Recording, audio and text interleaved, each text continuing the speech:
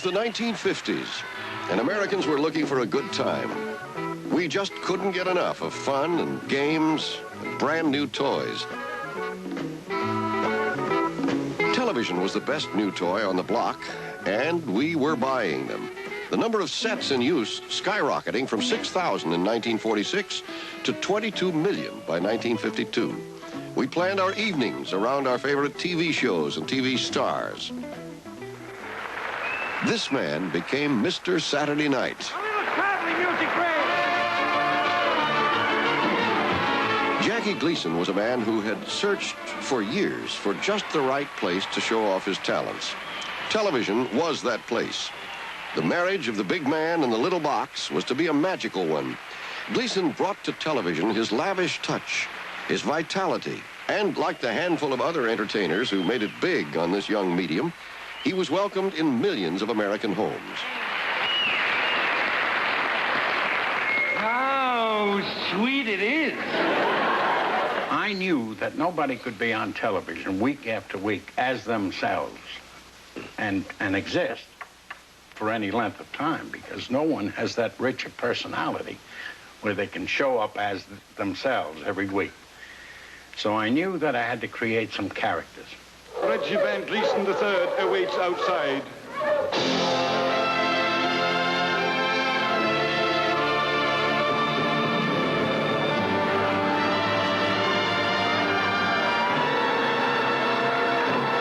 Each Gleason character was distinct, from theme music to costume to gesture. For instance, Reggie, he was always dressed in tails, which he associated with having a good time. He was ready for a good time at all times. So he was psychologically constructed. Joe the bartender was the neighborhood homespun philosopher. All the other characters were more or less constructed from what I considered to be what they would do in real life. No ice. You'll have to drink this room temperature.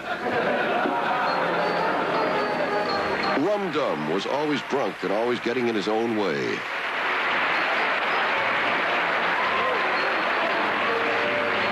And the most vulnerable of all, the poor soul, who never said a word. There has to be pathos. It is difficult for people to appreciate their own laughter unless you show them some pathos along the way. Because without that, it's a one-dimensional effort you're making. Steve Allen, no stranger to success, comedy and television, also studies and writes about the art of comedy. Gleason, as a comedian, has one quality which most, even very successful comedians, do not have: the ability to make you feel actively, emotionally sorry for him, sympathetic to him.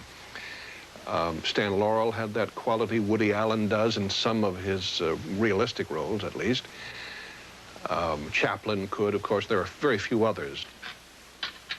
No character won as many American hearts as this one, Brooklyn bus driver Ralph Cramden. The Honeymooners began as a sketch on the larger Jackie Gleason show. It went on to become television's first major spin-off.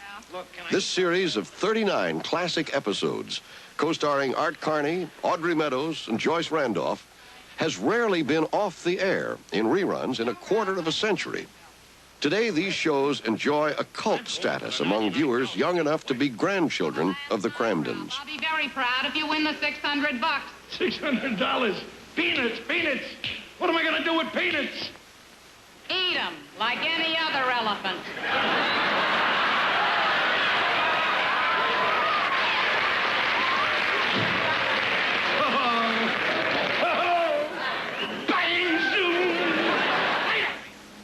Gleason drew most of the material for the Honeymooners from his own childhood in Brooklyn. Even the Cramdens' address, 358 Chauncey Street, was the actual building in which Jackie spent several boyhood years. Gleason has traveled many miles from that modest Brooklyn home to this serene lakefront setting in Inverary, Florida.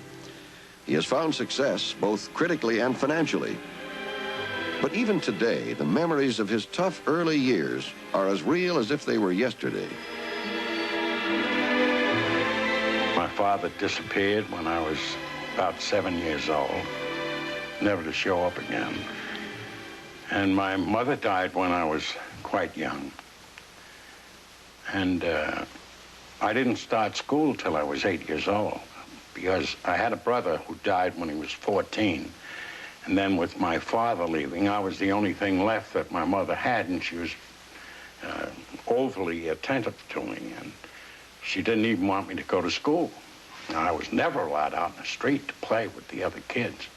I would sit on the window and watch all the kids playing. There was never enough to eat. As a matter of fact, I had to go to a shop where they gave you food. And my mother would send me twice a week to go and pick up some bread or some spaghetti or something. And they always had big labels on it, free food.